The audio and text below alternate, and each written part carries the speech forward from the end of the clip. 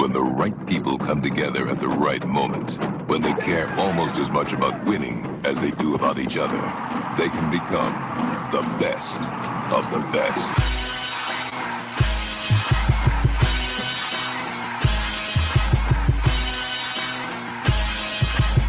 Welcome to the best soccer show, the best soccer show in the whole world. Here we go. It's the best soccer show. Jason Davis, Jared Dubois, a.k.a. The Rhodius. We are live. It is Thursday. Black. There's a bit of a truncated here we go. Are you worried about someone in the house hearing you? No. No, everybody knows what I'm doing right now. My house isn't big anyway. There's no way to really hide it. I'm doing a show. They know I'm doing a show. I just finished, doing the radio 2 hours ago. Now I'm back at it, doing something different with my best friend, my best bud, Jared Dubois, a guy I know. And by the way, if you want to hear more about the life behind the show, mine, Jared's, whatever, occasionally we'll mix in a Nicky soup and salad if he's ever around, that kind of thing. You should join the Patreon. I think I'm starting to like Cincinnati. Patreon.com/The Best Soccer Show. Access to the incredible community at Besties, the Besties Slack. You get the bonus shows, all the back bonus shows, which are timeless. I don't think people realize how timeless our bonus content is, Jared. It is. I think it ages well. I can't think of anything we did. I think on there's there a that's lot not- of really good dad advice, parenting advice in there. It's definitely right? dad struggles. So I don't know if there's a lot of advice, but I think maybe I posted once, or maybe I can go back in the archives, the story of Jared's vasectomy, which is one of my favorite things we've ever made, ever. It's just you just telling the story of your vasectomy. that's something for your shorts. There you go. That's how you know we're aging, that we're telling those stories. Patreon.com/The Best Soccer Show. You get the behind the scenes stuff. But I was That's telling like 10 Jared, years ago now. it's been a while, hasn't it? I think that's how long ago I had that. If you want a little tease of how great that story is, my favorite part is when Jared was saying that he had, after you get a vasectomy, I haven't had one yet, and I say yet because I probably will, but after you get it done, you've got to make contributions that then are tested to make sure that the vasectomy took. Yeah. Right, that it was a good one, because you don't want to have a bad vasectomy where, oops, we got another kid. You don't want to be like Alec Baldwin and have a live chamber in there and you don't know about it. Oh Live man, that's around the definitely chamber. you don't want that. So Jared was making his contribution for his test, and it has a lifespan. You can't just let it sit around the house. Room temperature is bad for those little guys. Yeah. So you told me that you were speeding to get it to the lab. It was riding shotgun. I had it seatbelted in and everything. And I just was conceiving of the idea of you getting pulled over and having to explain Yeah. to a California highway patrolman what was going on. Why in do that you have 1 situation. ounce of liquid next to you? Doing shots? What is that exactly? Is that some sort of what the viscosity on that? As long as it's Anyway. it was a man, like a police officer, I think I'd be okay. It would be embarrassing to talk about it with a woman, though. Why?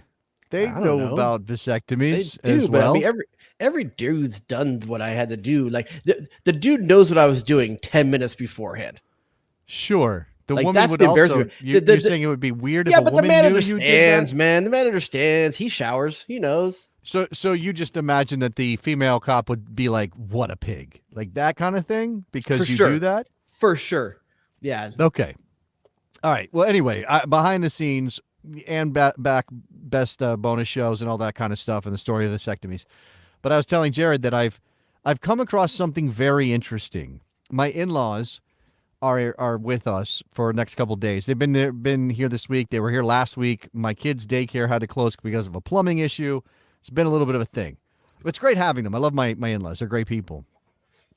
They are gamblers. And when I say gamblers, I don't mean like high roller types that go out and like drop thousands and thousands of dollars, but they do very much enjoy gambling. Like that's a thing Like, that what is they their like game? to do. Well, this is where it comes in. Okay, so my father-in-law enjoys himself some poker. In fact, I was playing last night. My wife was out of town for a business trip. Part of the reason my in-laws are here to help take care of the kids. and I had to sit down and play poker. I mean, when I say I had to, like my son-in-law obligation was to help entertain my in-laws and play some poker. That was low stakes, bag of coins, that kind of thing.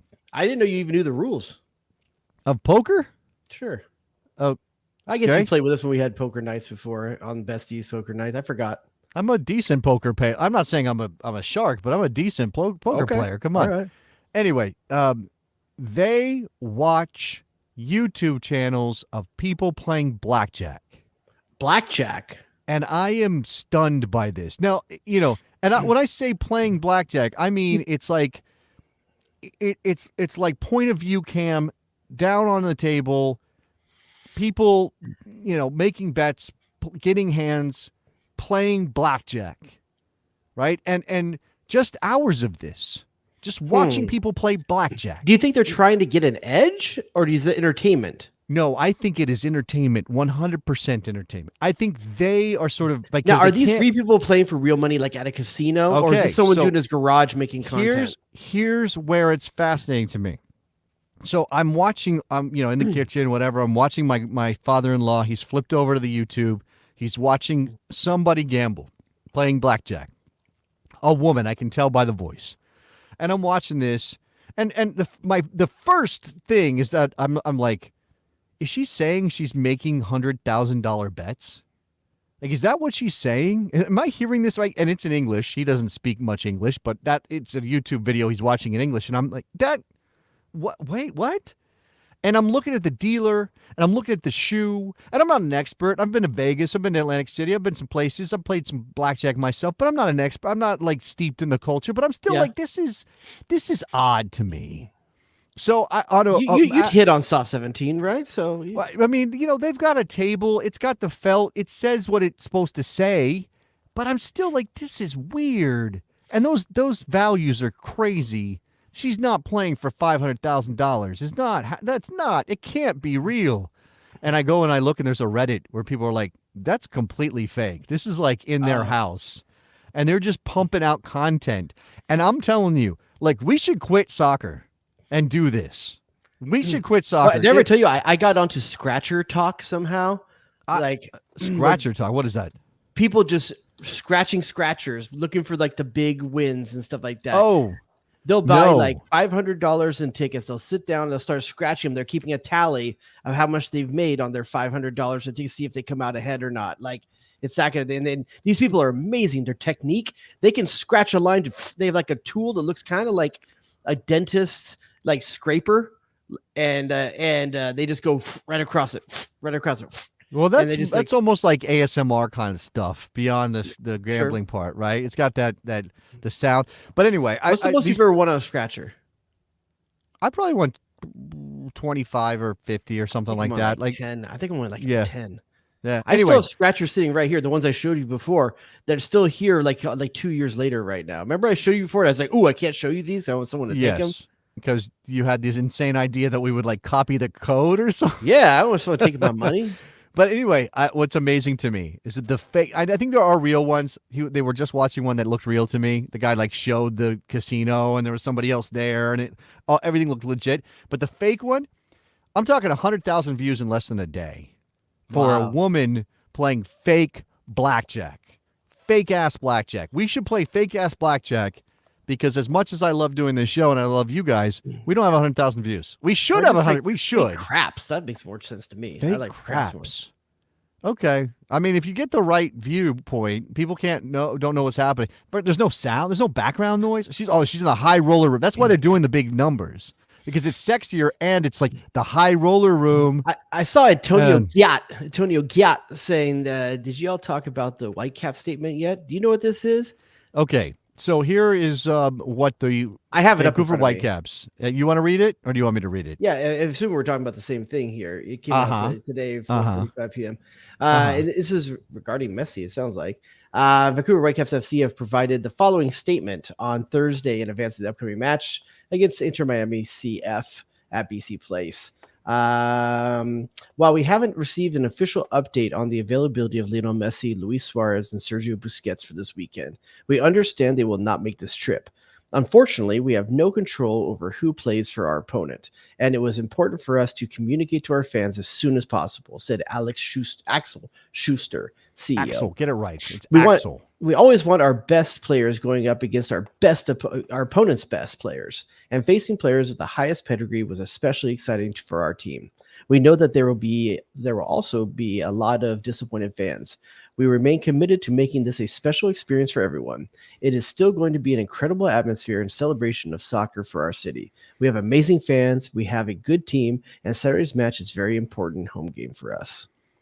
Well, I mean, I guess that the idea is we don't want to give the impression we're trying to capitalize on the potential of Lionel Messi playing in Vancouver when he's not actually. They don't want to do an okey doke, a bait and switch. Is that what this is? Yeah, but at the same time, I see people posting shots of this statement on the website, and there's still a banner right above it that has Messi in the picture, talking about get tickets. On the Vancouver Whitecaps website. Yeah, it's Vancouver MLS. I can't tell one. I think it's Vancouver. Are they covering both? So they're covering their bases. They're doing both things at once. Yeah, it is the Vancouver website. It's from a phone, but yeah, right there in the banner, it's got Lionel Messi in the banner still, even though they're saying. I mean, I'm going to say it again. I do not have any. I don't have any sympathy for somebody who buys tickets for a sporting event on the expectation that any individual player is going to play, and then that player doesn't play. That's on you. Because this is. Do you think this is a turf thing? Is this a turf thing? It might be, but I don't care. In terms of like, if I'm a guy who's bought a ticket to a Whitecaps game to see Lionel Messi play, or Busquets, I guess, or Jordi Alba, or Suarez, or whatever, look, sometimes players don't play. Yeah. Sometimes players don't play. You want players to play, right? Hate the player, don't hate the player, hate the game. That's kind of so it works in this context. Right. Hey, here's the thing. Go support your local team. Who knows? You might fall in love with the team if you're a casual. I mean, Ryan Gauld is almost like the Scottish Messi, right? And Vancouver actually, for once, has a decent team. So it might be. I mean, they're not sexy, but they're decent. Yeah, they've had some issues recently, I think, but they got some stuff going on. And I like Vanny. I like Vanny. Yeah, everybody likes them some Vanny Sartini. Everybody does. Okay. We are here. We obviously, we'll talk about Lionel Messi if you guys prefer that. But I imagine lots of people want to talk about the U.S. men's national team roster. Jared, the roster they dropped for the matches that are coming up, the friendlies, Colombia and Brazil. Is that right? Yep, Colombia, Is that Brazil. what I'm hearing? Okay, so let's take a look. Let's take a look at this. 27-man roster. So this should be pared down by one to submit. By 26-man roster, Copa America. Let's figure out who the one is. I think we can get there, but let's. I absolutely know who the one's going to be. Okay, you tell me. You want to skip ahead? No, let me. Okay, so goalkeepers: Ethan Horvath, Sean Johnson, Matt Turner. We know Turner's still the number one despite his lack of playing time at Nottingham Forest. Ethan Horvath. Sure. Yeah. Okay. Sure. What is he up to these days? Playing at Cardiff, right? He played some games at Cardiff down the stretch. Mm-hmm. Sean Johnson is. You surprised not to see Schulte here, or is that what we're talking about? With maybe I think Schulte is probably going to be the Olympic pick if they release him. Which that's the thing about the Olympics is the releasing element. And I know that Bezpachenko wants to support American soccer. I think Wilfred Nancy's the kind of coach that wants his guys to get opportunities, and the Olympics is a pretty big stage. I mean, Schulte's already being tapped as a guy who's going to make the move to England to a Premier League club in the near future. I mean, they're putting him on a rocket ship right now. So Gaga? Surprise, no Gaga. No, that's another Olympic age guy. I think the guy you're looking at is Drake Callender, who has been getting a look here or there, and Sean Johnson coming in as a third keeper. This is clearly a nod. We need a tournament third keeping veteran, right? Yeah. That's what we want. We want somebody who's been there, done that, been around for a while, right? Yeah, I don't have any issue with these three, especially when you think about the Olympic roster in the background. I think this is a perfectly fine. If you would substitute Callender for Johnson, I'm not making an uproar about it, but I'm fine with it as it is. Yeah, I think this is, okay. Defenders. That first name, Eric, damn it. So early in the show. Look at that. Go ahead and get it out of the way. There's an Eric on this roster? No. There's no Erics. Eric Palmer Brown is playing in Greece. That's where Eric Palmer, that's the only Eric I can think of. Wes saw him here somewhere. it's got a connection to That the first US men's name, though, national is team. pronounced Kamakavi'a. That's right. Kamakaves. That's how you say that name. Get it right, Morgan Tensa especially. She seems to have an issue with that. Kamakaves. Christopher Lund or Christopher. Do we say Christopher or we say So Christopher? interesting about Lund is that he has a knock right now. It's a question about whether or not he's gonna be ready to go. But someone posted a direct message with him that they had on Twitter, and he seems to think that he's gonna make it still, though. Oh, that's how we get our information these days. That's right. You Straight DM from the Elon dude Musk's in the mouth. national team. You're like, "What's your status, bro?" I'm gonna make it. Mark McKenzie, Shaq Moore. I'm gonna come back to Shaq Moore in a second. Tim Ream, Chris Richards, Anthony Robinson, Miles Robinson, and Joe Scally. Scally, the guy that everybody thinks is probably going to step in for Serginho Dest. Although Gregg did say after this roster dropped, we are exploring our options. Yeah. Basically, they are open-minded to the idea of a number of guys playing right back for this team. Let's just do the math here real quick. CCV, Mark Center back. McKenzie, Center back. Chris Richards, Miles center back. Robinson, Tim Ream. Center back. That's Center 5 back. center backs. 5 center backs. What does that tell you that he's thinking about? If you're taking 5 So, well, center I mean, you're indicating that perhaps there might be a 3-back system at play. Is That's that what I what you're think. suggesting, that's what I Mr. think we're Dubois? looking at. And this is how important Serginho Dest is to the roster. You know, like Yeah. you make up for the fact that you don't have him, not for his defense or anything like that. But I don't know that we have another right back and get as involved in the offense without giving cover in a 3-man back line. Mhm. You know, I think you have to move to a 3-man back line in order for any other player to actually get into the space that Serginho Dest covers. But I don't actually think Calm down, Greg. It's soccer. It's soccer. I don't think that's what's in Gregg's mind. And I know No? it's weird. Like, could you imagine being John Malkovich with Gregg Berhalter? Oh God! Like, how would that go? Shoes, Stefan, shoes. All right. Remember in that's such a weird movie. I never John seen it. Malkovich. John Malkovich is like a woman with breasts at one point in that movie. I'm Is that right? Nikki Soup and Salad on this one. I've never What? seen it. Oh Yeah. my God. Okay. Let's shame Jared. If you have seen Being John Malkovich, you get extra bonus points tonight on the Best Soccer Show. I guess I'll say that. I don't think that's what Gregg is thinking.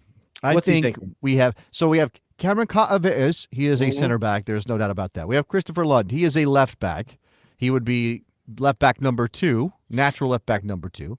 And Mark McKenzie. He is a center back. A little bit of versatility, but he's a center back. Shaq Moore is a right back. That would be right back number 2. Tim Ream is a center back.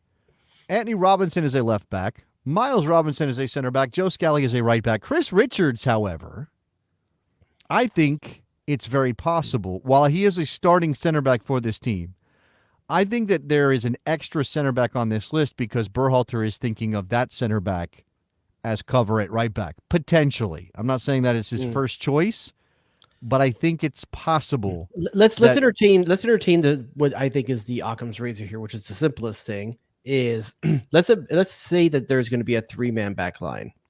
Okay. Who are your 3 and in what order on the back line if you're going to a 3-man back line? Man, if we're This is where I think your point line, about Chris Richards, a right-sided of the 3 back, I think that Chris Richards falls with nicely. Yeah, you're that playing spot. Chris Richards on the right, Miles Robinson through the middle, and Tim Ream on the left, probably. Yeah, I mean, is Tim Ream too exposed though out there on that that's- side? Is it but better to have him that's- in the middle? That's the problem with the 3-back system. That you now have to find That's a way the to problem cover with that 3-back system space. with these backs too, because Cameron Carter-Vickers, I can't see him in a 3-back system unless he's directly in the middle. I don't see him on either one of those sides. I think if Probably you're bringing him, he's fair. more of that destroyer kind of role in the middle. I Uh-huh. think Miles Robinson can cover that space if you need to. And Possibly. on the left. And do you put Tim Ream in the middle and just limit how much coverage he has to do, but you get the experience and the composure and the organization, and you put a Miles Robinson with him on the left-hand side of that? Yeah, I mean, look, I Or think Mark there's McKenzie. a couple of different options. I mean, again, I don't know that there's anything perfect here. It's all But who's your it's 3 in all what order? If you're kind of gonna do messy. it? That's my Well, 3. who say yours again? Say I yours would again. go. I would go Chris Richards on the right, Tim Ream in Okay. the middle, Miles Robinson on the left. Okay, I can see that. He's a little bit more athleticism in the in the wider In the wing, center the back wing roles. positions. Yeah, I mean, but then you get into, okay, we're playing wing backs. Who are those wing backs? I guess in that scenario, Tim Weah listed as a forward here is probably more of an option at wing back than he would be as a pure right back. Just saying. Yeah, and or Weston McKennie as well. But I think Tim Weah is the more natural one in that position. I think in terms of athleticism and those kind of things, he's still going to get into the same. If you play him there, he's going to get into the same positions you want him in anyway. It might be a little bit delayed. It might take one or two passes to get him into those positions, whereas he's naturally already there in a more vertical role. But if you play Weah there, you may want to entertain bringing Christian Pulisic over to the right-hand side and let him maybe bring him over to the right-hand side and you have him play a little bit more centrally. Or you put a Gio Reyna in that position. It comes in more centrally. We've talked about those options, right? Because at one point there was a question of how do you get some of these guys on the field that you want to get on the field. We'll come to that. Okay, midfielders. Tyler Adams, Johnny Cardoso, Luca De La Torre, Weston McKennie, Yunus Musa, Gio Reyna, Malik Tillman, and Timmy Tillman. Listed as Timmy Tillman on the roster. Tiny Timmy Tillman. The guy likes Timmy, I guess. Okay. Yeah, that's weird. You have someone like Mark Delgado, who used to be Marky Delgado, going the other way. Yeah, telling people don't call me Marky. And Timmy's out there with Arrested Development a little bit. I think Timmy is one that cuts against this, but a lot of times what happens is if a guy is like older and he's Charlie or he's Bobby, sometimes that's a guy you don't want to mess with. Like it works in reverse. You know what I'm saying? Like even though it's the diminutive form, it's like, Bobby's coming by. Like, oh, Bobby's coming? I got to get out of here. I don't want to see Bobby. I don't want to see Charlie. I don't want to see Billy. Billy might be a bad one. That might be a bad one. Okay. But to get to the point you had earlier before we started the conversation, for me, Timmy Tillman's that's the 27th man out. You think so? I think you're wrong. I think you're wrong. Really? Okay. Yeah. I mean, have we gotten to yours yet? Well, I understand that you're saying that he's the new guy. I just don't think he's good enough. Okay, there are certainly people that would disagree with you that are fans of the Los Angeles Football Club, and there might even be people out there who would accuse you, a notable Los Angeles Galaxy fan, of being biased. But against no. But here's LAFC the thing: midfielder. Is there any MLS midfielder that's good enough to be in this lineup? Any MLS midfielder? I'm not just talking about Timmy Tillman. I don't know that there's in the 26-man roster for Copa America. No, American midfielder. Is there a American midfielder that would be in place in this lineup with these players? From MLS, you said. From MLS, from MLS. An American midfielder in MLS. I'd have to really sit and think about that one for a minute, I guess. I don't know that I don't know that I can think of one that I think is just plug and play. You could maybe make the case for Jordy. Well, I could probably work up an argument for Aiden Morris, but I understand he's an Olympic player right now. Yeah, so I could do that. Maybe you could put that in there. I could say Darlington Nagbe. Oh my goodness, I could say Darlington Nagbe, but no, I don't. think so. I don't know that that's that player's of that caliber just yet. I don't think you take him to Copa America to find out. If you want to give him a chance in this cycle leading up to World Cup, more power to you. I don't think it's at the Copa America. You're talking about taking this player to the Copa America roster with what, 2 caps? What does he have? 2 caps so far? Hold on. He is a completely extraneous depth player if he goes, because you are talking 2 or 3 guys ahead of him in any of the spots that you might need cover, right? But you already have cover because you have Brendan Aronson in the forward line that can come into midfield if you need to. You don't really need. Well, I mean, I could make an argument. Brendan Aronson should be number 27. That he should be the guy to go. But at least I understand that because, like, if you got 20 minutes left to go, Brendan Aronson, I see the role he plays with you have a lead of 20 minutes to go. I don't see Timmy Tillman's role other than 3 guys getting injured. Like, so you're saying how many guys would have to get injured before he would play? That's kind of my point. Like, he's box to box. There's only one box to box midfielder here, Luca De La Torre, maybe. Like, no, Weston McKennie is a box to box midfielder. Weston McKennie. Yeah. Okay. Let's go back to the top. Tyler, is he 100% fit, ready to go? That's something I need to know and find out and learn. He was getting some minutes towards the end, so I don't think they can put him in that position, especially with 1 or 2 games to go. I don't think they were going to that the Cherries are going to like risk him unless they felt that he was good enough to go. So I'm saying yes. Yeah. That's fair. There's no reason. Otherwise, you just put him on ice. there's not a player in this group, by the way, that has had a bigger come up and is hotter right now than a guy we talked about last week because he's gotten so much attention in the transfer market, and that's Johnny Cardoso. And I've said this before. I have not always been impressed by Johnny. I thought he was limited as a passer, which was a problem. No, Tyler Adams is fairly limited as a passer too, but his work rate is so insane that I'm okay with that trade-off. If Johnny Cardoso, who seems to have improved his passing game in Spain, if he has really leveled up, well, then I feel a lot more comfortable about our defensive midfield situation if Tyler Adams is not 100% fit. Yeah, I'm not nervous. I guess that's what it comes down to. For me, though, Tyler Adams, what he gives you in the leadership role is something that I think he has to lose that position, not just to injury, but to form. So I think it's his, especially with the moves that Gregg Berhalter may have to make to supplement the Sergiño Dest absence.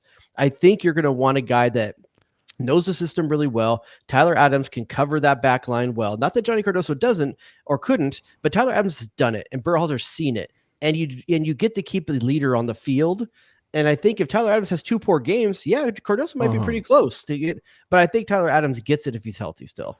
Well, by the way, I'm not saying it's going to happen, and I don't think he was name-checked directly, but Tyler's a guy that conceivably could slip out to that right back position. I'm just saying. Okay. I only see it if you're winning and you're protecting a lead, maybe. Otherwise, Luka, who is always kind of man number 4, right? Like he's the 5th Beatle. He's always kind of the guy right on the edge. And I think he could get some playing time. Weston, we know how good he can be in his position as the box-to-box guy who is especially good. There's going to be some unhappy players at this section of the field. There's no way to get all these guys on. And I think all of them, other than Malik and the Tillman brothers, I think can make a case to start. I think their seasons are worthy of it. Tillman's seasons numerically. Gio's argument for starting is purely on talent, not on his season. On USA's performance, not club performances. I see, right. Because that's the dude who shows up. There are people that will tell you that Gio Reyna is undroppable, despite playing, a grand total of 200 minutes in the Premier League over 20 games or something? I think I would say yes to that idea. I think I would, because I don't see enough creative ideas out of anybody else in that group. I mean, I love Weston McKennie, and I love his game, but he's not the final pass. He's not the guy who has the key to unlock. Yeah, especially if you're facing up against a team that's bunkered in. So, I think you got to have Gio on the field some way, somehow, in some form, whether that's in a wide forward spot or in midfield. I guess that's to be determined on some level. But I think obviously we've seen that where you kind of reconfigure the triangle and you throw Gio in there, and then you have those guys cover for him. I mean, if you have Tyler doing a ton of work behind him, you can play Weston and Gio together. So that leaves Yunus Musa out, right? And Yunus Musa is very good at one particular thing, and is a physical player that I think we kind of need sometimes. But I would rather have Gio, even if you are lacking some defensive work, than Yunus Musa on the field with that other duo because of what he can do with the ball. Well, let's extend the conversation we were having before, the 3-5-2 into midfield right now. So on the outsides, I think you and I are both agreeing that that's obviously Anthony Robinson's chalk. If you're doing a 3-5-2, I think Weah's chalk in that position. Correct? Neither of us feel different on that. Probably. Yeah, I don't know that there's a better fit. It makes the conversation easy. So let's just say that they are. So what's the 3-man in middle that best complements that formation with those players? And I have in my mind. You're getting your width. Okay. Yeah, exactly. You've got your width established. Did you say 3-5-2? Is that what you said? Yeah. You think it's 3-4-3? I think if it is a 3-back, it's probably 3-4-3. But I also don't know. And somebody said it. Here's Dirk. We repeatedly consider different formations that Gregg could do, and ultimately he never does them. He did the 3-man back line for half a game. He's like cement. He is hard and fast in his ways. Which way do you? If we're going to posit a formation here, what do you want to go with? Do you want to go with 3-4-3 then? But I mean, I know we're going to play the game because it's more fun to do so. But I'm kind of with Dirk. Like I just don't know that I believe for a minute that Gregg Berhalter is going to suddenly go, you know what? With Sergiño Dest out, we're going to play a 3-man back line. His lineup's telling me they're going to. Why take 5 center backs? because like I said, I don't think he's seeing it the same way you are. This is like it's a schooner. You stare at it hard enough and it starts to resolve in a different way. And when he looks at it, he sees something different than it's a Rorschach test. All right, but let's just soccer have some fans. hypotheticals then. Let's just call it a hypothetical. Let's say it happens. Okay. Let's go. Do you want to do 3-5-2 or you want to do 3-4-3? 3-4-3. I'm not saying tactically it makes a ton of sense, but I'm thinking with the personnel and the I way think Gregg's at 3-4-3, it's harder to get Gio Reyna on the lineup. That's a fair state, unless he plays in the forward line. Yeah, unless he plays in the forward line, exactly. So Right. if it's a 3-5-2, here's how I see that midfield. I see that midfield as Tyler Adams and Weston McKennie as a 6 and a 6.5. Weston's gonna have a little bit more freedom, but they're gonna do a ton of defensive work. Does Gio Reyna has freedom in front of them? Gio's playing in front of them. They're playing it like a triangle, with Right. Weston maybe it's a little bit higher than Tyler Adams, a little more freedom. And we said Robinson and Weah. Okay. Yeah. And I think that's how that midfield looks. Then that just means you have two strikers up front, though. And based off of the strikers that he's pulling, maybe that is legit. Do you want to get to the strikers? Okay. Well, let's read the names. Forwards: Brendan Aronson, Folarin Balogun, Ricardo Pepi, Christian Pulisic, Josh Sargent, Tim Weah, and Haji Wright. When you look at that, do you see the forwards to play a 3-man forward line? Naturally. Okay. Yeah, Someone's got to play out of position. Someone's got to play out of position, right? Whether it's Haji Wright or Josh Sargent playing out wide. Brendan Aronson's not going to start. Come on, let's be honest with ourselves. No. Brendan Aronson is so you've got specialized weapon. 4 guys who would consider their main position central striker. This is why, once again, 3-5-2. There's hints here that this might be the direction it goes, and it is a target style striker with Christian Pulisic. I think you're overthinking this, and I think you're trying to logic out something Gregg Berhalter isn't. It's just not this. It's not there. But I'll throw in the fact that Gregg Berhalter himself said that they see his Haji Wright as a wing option. He said that in the press conference, in the comments he made after the. Well, and let's be honest too. Most of the time, Tim Weah could be playing. It could be a 3-4-3, 4-3-3 most of the time if Weah is constantly pushing. And you play Christian Pulisic on the other side, and you're letting Tyler Adams naturally fill in the right when necessary. You can leave Weah in a pretty advanced position and just maybe a little bit more pragmatic than he normally would be up there. So you're saying, well, I mean, look, there's the whole in possession and out of possession conversation to have about how do your lines organize when you are recovering to defend, right? You obviously have 3 center backs who are static, at least as defenders, right? Okay, now who's going to be cheating, or who's going to be the player that drops in if you want to defend with 4, right? Is it Robinson on the left? He's the guy that's more comfortable in that position, so Tim Weah stays higher, and now you're defending with 4, but when you push up the field, you get your width from Robinson and Weah, and then like you said, Gio in the middle, Christian Pulisic, where is he in this again? So if it's a 3-5-2 for me, I'm going with the front 2 of Balogun and Pulisic. Because I think Balogun finally then gets to have someone closer to him, and I think he's better in combination than playing back to goal or anything like that. And I know traditionally a 2-man forward setup, people think back to goal with that, but I think having Christian Pulisic closer to him, maybe even slightly underneath him, could be a thing that unlocks him as well, in addition to Gio Reyna there. But I think it's really hard to imagine this team playing in a way that doesn't allow Christian. I mean, he can drift, of course he can, but doesn't allow Christian Pulisic, or isn't set up to feed Christian Pulisic in wide areas where he's taking players on 1v1 from the wing.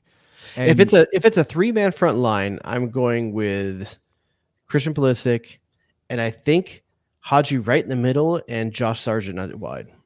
Right, no, I'll flip that. Haji Wright wide, Josh Sargent in the middle, and Balogun's on the bench. So you've already eliminated Timmy Tillman, which again, you have good evidence for why that might be the case, and you very well could be right. But when I saw this, one thing I thought is, okay, 4 center forwards, one of those guys is going. One of those guys isn't going to Copa. Really? Right?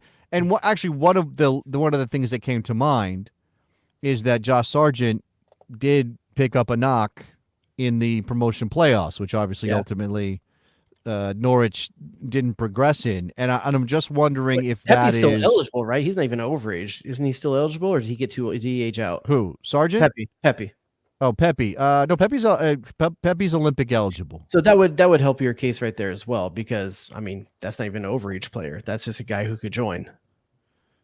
Yes, right. He could just be in the Olympic team, Assuming Sargent is fit. Right. So that's the thing, right? And I do think that there's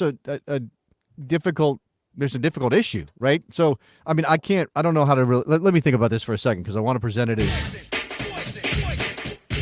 I mean, fully healthy Josh Sargent takes a spot in Copa and pushes Ricardo Pepi in this scenario that we've just concocted, pushes Ricardo Pepi into the Olympic team. Mm-hmm.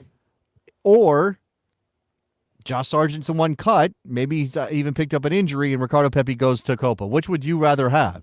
I'd rather have Pepi at the Olympics, because here's the thing. I think Ricardo Pepi's resume this season is the worst out of the four.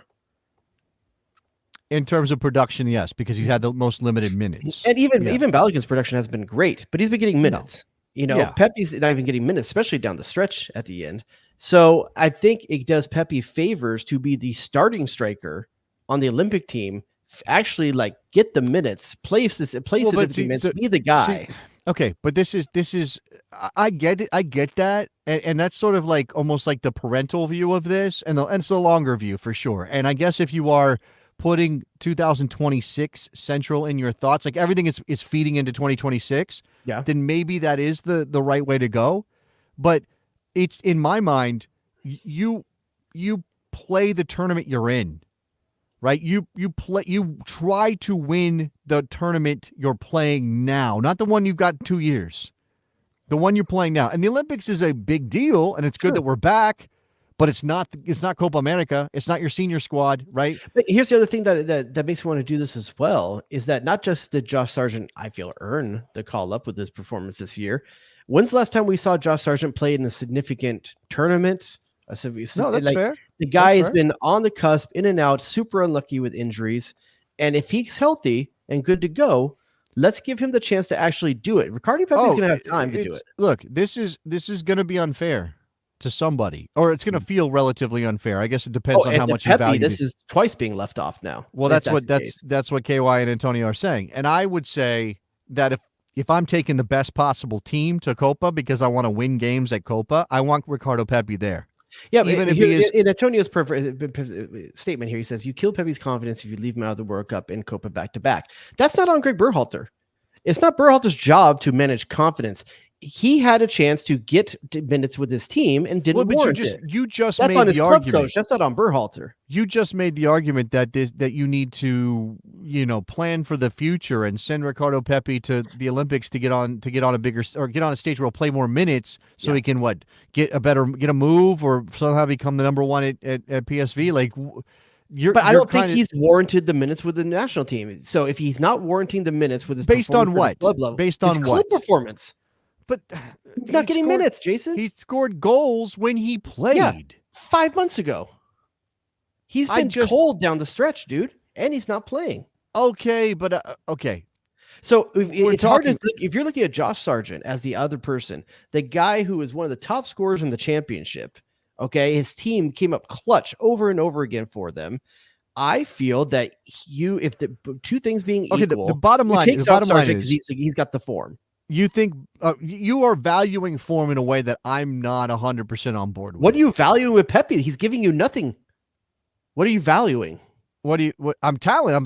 I'm valuing his talent. You're saying Josh Sargent doesn't have talent. The guy who that's not what did I say. Josh Sargent doesn't have talent. But you're valuing Pepi's higher. I'm valuing the talent in the scenario. I've got Fowler and Balogun. I've got Haji Wright. I've got options in this position, right? Maybe none of them are jumping off the page like screaming, "Oh, this is the guy carrying you to a Copa final." Like I'm not saying that. And by the way, what's the case for Pepi then? We were talking about Sargent and Pepi when it could be Haji Wright that doesn't go. Right? I know he's in form. Here's another reason why it's not going to be Haji Wright or Sargent. Look at the roster. There's no wide players. There's no wide forwards. Why are you going to take Pepi when you know you're thin at wide forward, and Haji Wright and Josh Sargent have been playing that consistently for their club team? The versatility factor for Sargent and Haji, that is a major thing. And you're right. It could very well be that Ricardo Pepi and like to be fair to your point, and somebody who said something about Ricardo Pepi could go do something else to get some confidence up. I'm not going to share it. It's anyway. Ricardo, Gregg Berhalter's job, whether we trust him to do it right or not, is to put together the best team to win the Copa America tournament. I just said that. That's my argument. Don't think about like, well, if I do this to this player or that to that player, it's going to be bad next week or three years from now. Play the tournament you're in, and if you need versatility, then yeah, you don't take Pepi. He's the one that gets left out. And if you need to make yourself feel better, you say, well, he's the youngest of the bunch, and he's still got a chance to grow into this, right? Here's the thing: if you don't take Pepi, you're using an overage spot at the Olympics to get a similar product. Pepi doesn't count against you as an overage spot. Why wouldn't you take him to the Olympics? Well, if not, okay, maybe you take one of these other guys, and now you're burning an overage. I know. Again, I just don't think you should consider the Olympic team in your decisions about the Copa America team. I just don't. I think what you do is you pick the best Copa America team, and then you go, okay, who didn't make it? Who's age eligible for the Olympics? They'll go to the Olympics. And there's a name not on this list that maybe not incredible form, but a lot of people would say, oh, he kind of deserves a look, and that's Brandon Vasquez. Brandon Vasquez isn't here. Mm-hmm. He's the fifth name in terms of the center forward pool. And again, to be honest with you, what I would prefer to see here in terms of trimming one person yet taking care of the Olympic team, I would trim Tim Tillman. I would put Brandon Vasquez in Pepi's spot and send Pepi to the Olympics. I would even do that because what Brandon Vasquez brings is something none of these guys have, and that's the true number 9 back to goal, old school forward that you sometimes want in a game. Pepi comes close, but he's not the same thing as what Brandon Vasquez does. Yeah, they're different players. I mean, let's just be fair. They're different players. I mean, it depends. If you're gonna find yourself putting balls in the box that you want your center forward to go up and win in the air, then Brandon Vasquez should be in this team, because there's not a guy. I mean, Sargent can do it.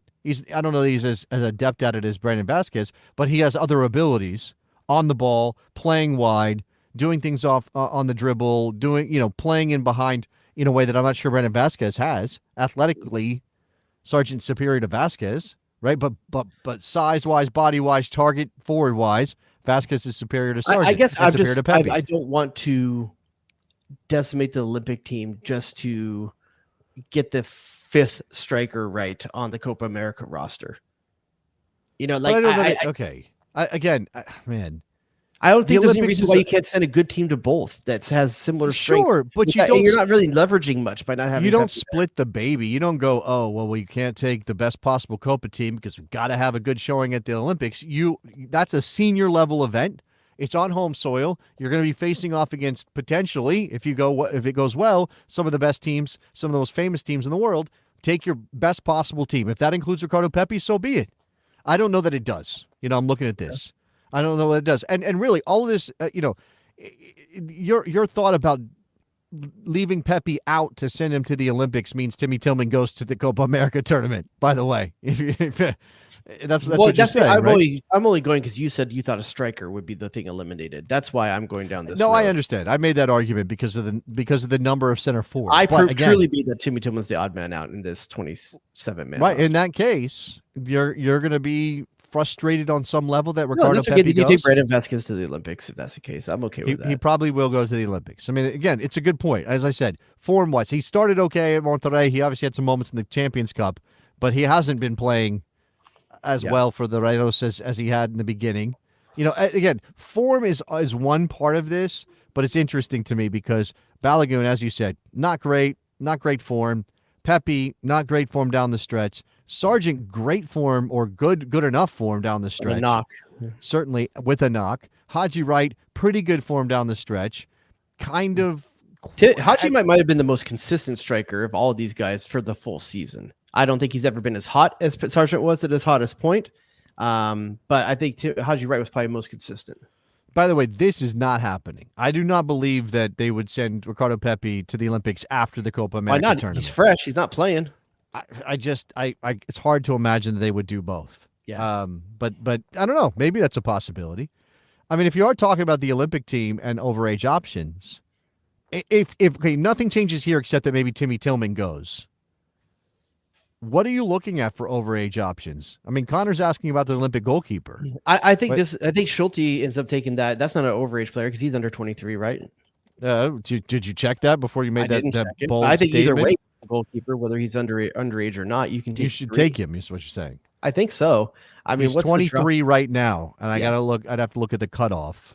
I thought he was Olympic eligible, but I could be wrong. But assuming that he is, I would take him as that's another place where it's like the jump to the next person to take an overage player. I don't see why you do. And classically, Olympic teams have taken an overage goalkeeper. That's something that you've seen quite often. Is that it's just a leadership, it's a concrete kind of foundational piece in the back.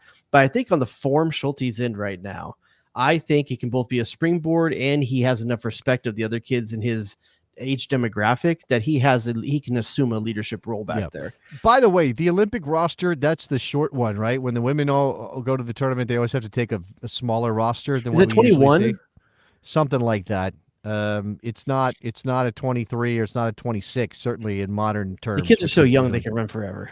Yeah, I think Gaga makes sense. He's in the I think you could take either one of them, and I think both also under 23, right? He's only like 21 or something. Gaga, maybe even less. Gaga, than that. I think he's still only 20. I don't think he's even turned 21 yet. So I think either one of those you're doing fine. 18. Personally, I would take Schulte just because of the form that he's been in. Oh no, I think Schulte is the best young American keeper. Now, the question is, will the team want to take into consideration that Gaga's out of season? You don't have to disrupt a club team, or you don't have to get Wilfred Nancy to still buy have to in get on a this. release. Yeah, you have to get. I think it's more likely to get a release for a player that's out for the summer than you are to get a guy that's in the middle of their season. No, I take that. I take that point. Yeah. So let's assume that there's no overage player at the goalkeeper position. So is there any overage player that you think is going from the defense? Because I see a name that's missing from the Copa team that would be fringe, that I think might be someone that gets taken. Center back or fullback? Who are you? Center back. About?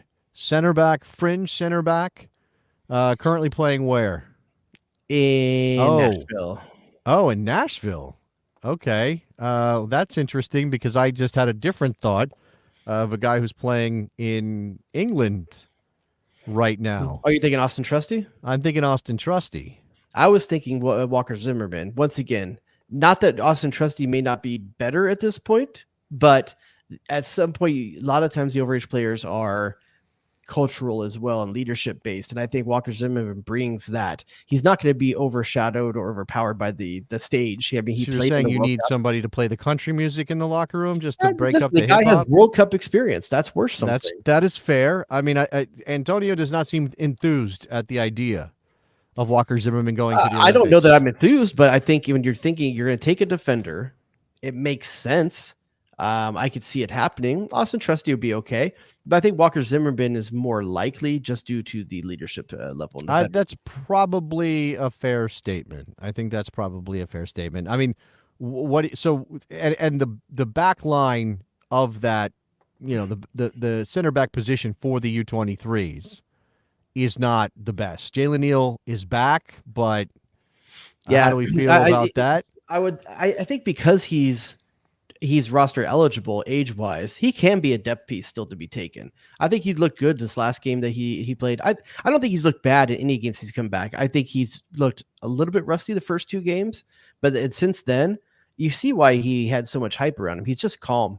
He's very, very calm when he's back there, above his years. I think decision making every once in a while is a little bit his passing with his feet, that calmness he brings to the ball. I think even if he's not starting, I think he's still doing well enough and healthy enough to take a spot, especially since we're talking about a few weeks away still. Yeah, man, look, what I think this drives home is that while there are a number, and Tim Ream's going to age out, and it's going to happen, I don't think he's making the World Cup. I don't think he's going to 26. I think this is probably the farewell tour for Tim Ream at a major tournament. He's coming back to Poland for another year. No, I understand that, but he was not the guy down the stretch for them. They moved on from him pretty obviously. Marco Silva did pretty obviously in the second half of the season. He's the American Maldini, man. I mean, I would love for him to keep going and just being a boss at 40 years old. I mean, realistically, I don't think it's happening. So he's moving on, but Mackenzie, Kamakavitas, Chris Richards, Miles Robinson, all those guys are mid-20s. Yeah. All of them have probably a little bit more growth in them, Mhm. maybe not gigantic leaps I'd like in to terms see of ability. CCB make a move out of Scotland, though. Well, sure, that's a factor here. But after those guys, All right, so if we're taking a defender as an overage player, we've got two more. I think one midfielder, one forward. Is that what you're thinking as well? Sure, probably. I mean, that you want to cover yourself in a couple of different areas. Yeah, if you're taking it here, problem is I think you get a lot more sexier options at forward if you took two. I think midfield you take a step down tier wise because if you're talking about a midfielder, you're probably talking like Aiden Morris, which is a decent shout. It's not a step down tier wise. What do you mean? From what? Well, here's because I think if you take two forwards, you're taking Brandon Vasquez and Zendejas. That's probably okay. I don't know about the release for Zendejas. I think that one might be dicey. So I think that's a consideration there.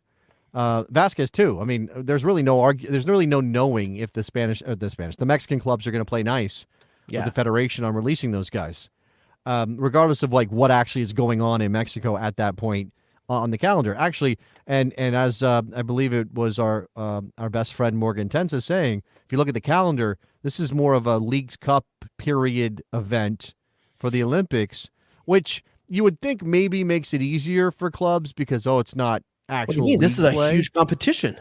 I mean, MLS is putting pressure on everybody to care about it and bring them money. So I don't know. That's and Antonio in the chat saying Morris is age eligible. I thought he was just past that. I apologize. Oh no, I'm sorry. Yeah, duh. I forgot about that. Aiden Morris is an Olympic eligible player. So yeah, you don't have to. All right, then I don't know that there's a midfielder. Okay, I'll give you a midfielder that is overage that maybe you consider taking just because of the form he's been in lately. And this is me. Call me being a homer, but I think a player like Mark Delgado could have a impact at that level from a leadership standpoint. Delgado? I think are we really? The guy has had a great season so far. I understand. Just a guy that does a little bit of everything well. Somebody is asking who the coach of the Olympic team is. Not Gregg Berhalter, is Marko Mitrovic, who is the head coach of the U23 team. But here's the thing: what's another overage midfielder you would take? Like Aiden Morris is a better shout as an underage player than just about any overage player you could make the case for. Yeah, that's. I think that's probably fair. We can take like a Kellen Acosta. Somebody's suggesting that. I mean, there is always a guy who's kind of, later in his career, fringy in the national team, who is there for leadership reasons as much as he is as a player, right? As a guy who's going to be on the field. Ariola? Oh, that's forward though. Well, he's a forward. Yeah, he's not going to go.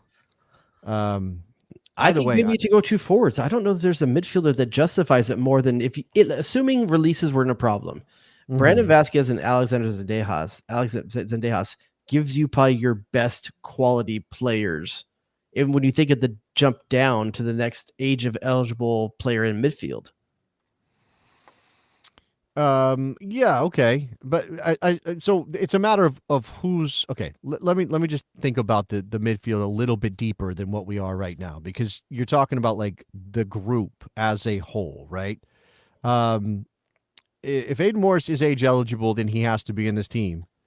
Jack McGlynn, sure. Philadelphia Union. I mean, I don't know the drop from Morris. Okay. Benjamin Kramaski. Benjamin Kramaski. Oh, this is a good shot right here. I hadn't thought about this because I was kind of shocked this guy wasn't on the roster when Timmy Tillman came in. Yeah, and that's from Jackie D in the chat. Maloney. I was surprised to see Tillman's name and not Maloney. I think that's because Maloney is pretty clearly just a defensive midfielder, and you get a little bit more versatility out of Tim Tillman. But than you do out of probably the best midfielder overage I could think of right now that's not on the Copa America roster. Yeah, that's probably fair. I mean, who's your flat out defensive midfielder? He may take. Is there room on the team for Aiden Morris and Maloney? Yes, I think so. I think too negative of a midfield, a center midfield, to have two guys like that are a little bit more defensive minded? Neither of them are like great passers of the ball. I don't think so. But I think you can find ways to mix it up a little bit and get somebody on the field who can pick a pass. Maybe you put a Diego Luna in front of those two, and that's a lot of cover, and he's free to run.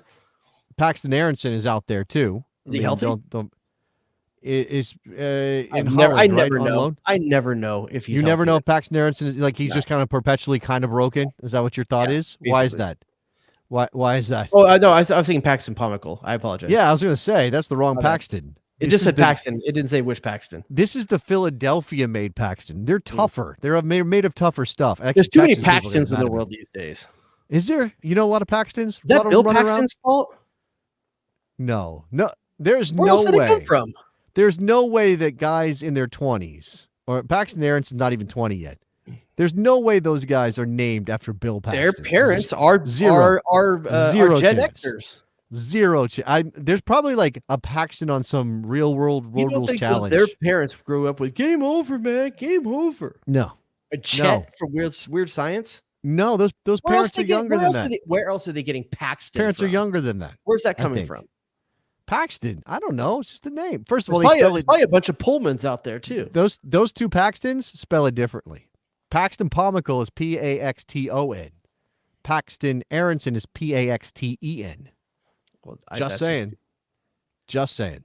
One of them couldn't spell Bill Paxton's name, obviously. What about this for an argument, by the way? What about, and I think Morgan is having a bit of a laugh, as the Kamikavikas type people might say. But what about the idea of like send you need to read guns. that for the podcast, right? All right, let me read it. USA should just go balls to the wall and send their best U23 team to the Olympics and get the gold. First of all, that might not be a guarantee. Screw Copa. They aren't going to win anyway. Send Reyna, Aronson, Eunice, Balagoon, etc. Basically, anybody who's age eligible. And that's the other thing that hangs over all these guys to a tournament they don't want to play in and get the best out of them. But they get to go to France, man. Do any of those guys want to go to the Olympics instead of the Copa America? Which do you think that they want to play in?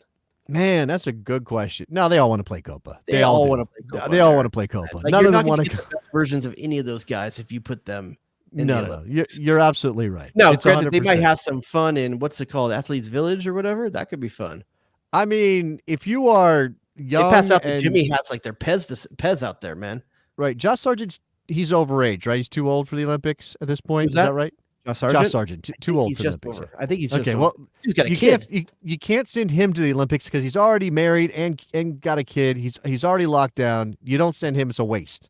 Like he won't be grabbing any Diego Luna can from the board. Have a time. You think so? Diego Luna's gonna have a time. That dude, remember? Okay, you know in Christmas Story, the bully that has the weird eyes. Yes. Diego Luna looks like he has that guy's coonskin hat on his head at all times. That's what his hair looks like. Is that right? Diego Luna's hair looks like that kid's coonskin hat. Isn't that's Scott Farkas, right? Farkas, yeah. Wasn't he like in a television show years and years and years later as an adult? I couldn't tell you. Wasn't he in like? There was a he was in he was in the sequel to Christmas Story. I know that. Oh yeah, he did pop up. Did you watch it? I didn't watch that. It was actually not bad. Really? Surprisingly, really? Yeah. Surprisingly. I watched it with a critical eye, and I. How are you feeling about the new Beverly Hills Cop? How are you feeling about that one? I'm actually kind of stoked because I think Eddie Murphy has needed to play a 48 hours / Beverly Hills Cop character for a long time. You go back and watch 48 Hours. Do you remember how good 48 Hours was? Like he is so good in that movie. Maybe not sat through all of 48 hours. It's not a straight comedy. That's why it's like not a straight comedy. And he eats the screen in that, man. Well, nobody knows how to make those kind of movies anymore. I mean, Ryan Gosling has to be in all of them, I guess. Actually, that's not true. Ryan Gosling is in one of those movies. The Fall Guy or what? No, him and Russell Crowe. Gladiator? Yeah. What is that called? Knockaround Guys or something like that? Nice Guys. It's called Nice Guys. It kind of has that vibe, right? Yeah, but I'm actually down for Eddie Murphy. I'm your Huckle. Oh, by the way, have you seen the meme about the Tombstone I'm your Huckleberry thing? No. So what is that about? That we have all heard it wrong the whole time. That back in the Old West on the coffin, the handle on the coffin was called the huckle. Okay. And the person who carried the coffin was the huckle bearer. And when he's saying that, he just has a draw when he says it, and it's "I'm your Huckleberry," but he says it in such a draw, it sounds like Huckleberry. So he's saying, "I'll carry your casket." Okay, this is not as Like, mind I'll blowing put to you me in the as ground. it What the hell? apparently is to you. What are you talking about? Have you watched Tombstone? I have seen Tombstone many times. Been a long time. How And does yeah, this not blow your mind? that is maybe one of the great portrayals of any. I mean, that's yeah, of course. Come on. Do you think Huckleberry sounds better though? Don't you think it sounds better? Yes, it sounds better, but it's crazy to think that how many times I've quoted that and I've been wrong. Are you sure about this? Is this verified historically? Yes, I actually went and read a historian's a Doc Holliday historian's account of this, and it says that that's what it actually would have been said. Is okay? I'm gonna have to go back and rewatch Tombstone. It's just been a long time. Okay, and the mustaches go really hard in that movie, so it's just like, yeah. I mean, why am I blanking on his name? Wyatt's. Oh, that is Goldie Hawn and Kurt Russell. It's Kurt Russell. So, Kurt Russell's stash. I mean, in a movie that has Sam Elliott, to perhaps have the better mustache is huge. Oh, we confirm that's all natural Kurt Russell too. That's pure. Kurt I believe Russell? so. I believe I watched it. I watched the DVD behind the scenes when I was younger, and I believe so. You spent some time with the DVD behind the scenes. Yeah. You watched and yet they never told me about Huckleberry. No, they didn't tell you about that. Okay, well, how about this? I will make a point to go watch Tombstone so I can listen for that line. I'm not watching Being John Malkovich. You're watching Being John Malkovich. You sounds like a not good time. No, it's a great time. It's a Tombstone. People are going to say stuff like "skin that smoke wagon and see what happens." Come on, man, there ain't nothing like that in that movie. I don't have it on the board anymore. I used to have it on the board for you. I don't even think it worked for us, to be honest with you. But I appreciate it. I appreciate your attempt. This is why I need control of the board to play the drops, because I know when we can use them. Can I get a manager? Can I please get a manager? Come on, I know what I'm doing. You can't take the high road. You can't take the high road on the drops when you lost the original and one drop. Okay, so you're saying that my custodianship should be challenged because I didn't maintain the integrity of the data? One of the all-time greats. Okay. So how do we not been able to find that though? We found it originally. How do we not find it again? I'll find it somewhere. Well, how it's did on we not? YouTube. Like, we found it together the first time. Nothing leaves YouTube unless it's really over the top. Oh, that's not true. I guess stuff does get taken down on a fairly regular basis. Jason's saying that perhaps Wilford Brimley's mustache is better than both of them. Is that fair? Maybe a topic for a bonus show, assuming I don't know if we're doing one tonight. I mean, I remember we did a lot of mustache talk. What is the definitive best mustache in MLS of all time? But we already did this. We did it with Tom Bogert. Didn't we do this with Tom Bogert? No, in MLS, not a guy that's reporting it. No, player. I'm saying we compared his. We did a whole thing where we had different people with mustaches and compared his mustache. And Sasha Kleshtin came up, and I'm not sure that there's a better mustache. I have one. Whose mustache is better? I think Jordan Harvey's might have been better. Jordan Harvey, man, I have to go back and look at Jordan Harvey's mustache. It might be better. Okay, if you say so. We're not. Are we back to mustaches? They've made the full comeback. Man, I don't know, dude. Like it's I see douchey dudes with thin mustaches getting. I just watched I don't know what's up dumb with that. social media. I was like waiting for my show to start with that other guy whose name I can't remember, and I was just scrolling, Twitter, even though I don't live on Twitter anymore. Scrolling Twitter, and I saw one of those videos. It was a dad joke video. It was just two guys sitting around drinking coffee, and they had very good mustaches. They were younger guys. They weren't old guys. They were younger guys. And they were telling dad jokes. And I was like, I think the mustaches add to this video. I think I'm more Connor's into saying this. that. Did you lose the original Oh Baby? I spent hours going back and finding. He got it. He re-got it for you, and we lost it again? Connor, if you did that, you're a saint. You're a gentleman. I don't remember what happened. It's been a while. Things get messy, brain cells die. This is why the dad thing makes sense to talk about, because being a dad makes your brain stop working. Like your brain just stops, and maybe it's age for sure, but also I cannot tell you how insane my daily life is when the daycare is closed and the 3-year-old has too much energy. It's bonkers. Connor, if you still got it, please resend it because I want that one. That one was always better. It's like it's just screaming it. I love it. I've listened to and credit to Connor if he found it. I've listened to many an one YouTube video trying to found it on a Slop Culture episode. Man, I gotta go back and listen to it. Oh, there was a Slop Culture episode where we went through the board, so it might be a clean drop of it there. We'd have to find the probably episode. By the way, I just randomly listened to it. Did you see this in the chat in the Bestie Slack? I randomly listened to I was like out of podcast somehow, and I was like, I'll listen to a Slop Culture. It was I think it might have been the final one. I don't know. It was Johnny Puddins was on. Johnny Puddins was on? Yeah, we did a whole trivia thing with Johnny Puddins. I thought it was pretty good. I play disc golf with Johnny Puddins every Sunday still. That's what it was. That on that episode, you were like, hey guys, I think I like disc golf now. I just discovered watching disc golf videos. And like it was your disc golf origin story. That's not my origin because I played in college in the 2000 or like 2000. All right, maybe you're modern. I refound it maybe the background. Okay, yeah. All right, hey, look, this is a good point on the dad thing. Just over a year ago, I got home from the hospital to announce to the Best Soccer Show the birth of my daughter. By the way, happy birthday to your daughter. Since then, my brain is microwave soup. Yeah, can't remember a damn thing. Don't know what's happening anymore. No. Yeah. Dad's a dummy. This is why Homer Simpson works as a character. Dude, and pretty soon your balls are gonna be like 4 inches lower than where they are now. Every sitcom, every show has a dumb dad. Dads are all dumb. I mean, Danny Tanner was a smart dad. Who's another smart dad? Smart dad? Well, I mean, obviously Bill Cosby was. In the show, he was a smart. He was kind of also a dumb dad. He was a doctor and smart, but he was a dumb dad too. You know what I'm saying?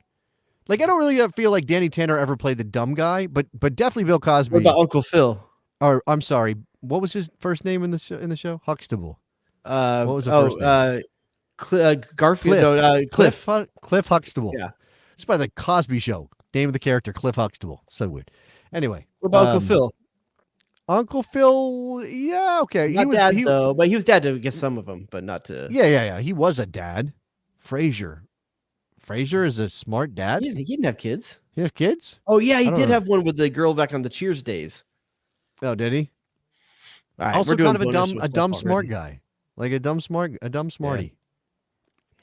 All right. Again, patreon.com/the Best Soccer Show to get extra stuff, incredible stuff like this. Like us talking about being dumb dads. What else should I tell people? We just had Nate wanted us to shout out the Besties running club on Slack. Oh, yeah, you're doing that even though you're not a member of the Besties running club. Well, I just saw it. I ain't running for. I'll run for the ice cream truck maybe. But I felt terrible today. I felt like a failure. I got out 4.25 miles. That's all I could do. Oh God, that's like how many inches? Yeah. Anyway, Mike, I told you this already. No Phil and Mike's in 4.25. Phil and Mike's in is over there killing it, doing 10 miles at a clip. Like, stop showing off, bro. Like, stop. Who are you trying to impress? Yeah, what's going on here, Mike? Come on, we see you. See you with your Philly attitude. All right. Thirst Calf Thursday. Guys, subscribe to the YouTube channel. I mean, you're watching us right now on YouTube. Hopefully, subscribe to the YouTube channel. Like, let's bump those numbers. I think we had a little bit of a bump up last week. Let's get those numbers up. Like this video. Comment on anything you hear herein. I probably should be chopping this up for a little bit of an easier consumption of the content. But we've got some shorts going and stuff. What else?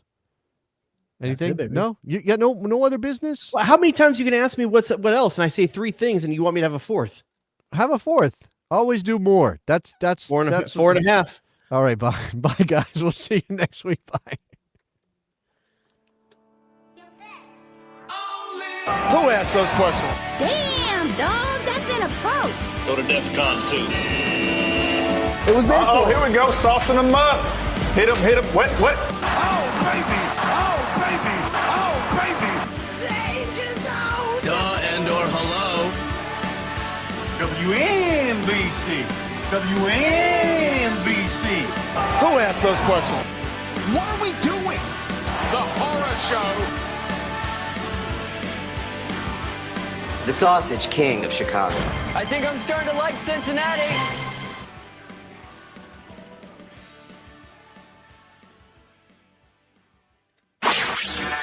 Jay Rodius.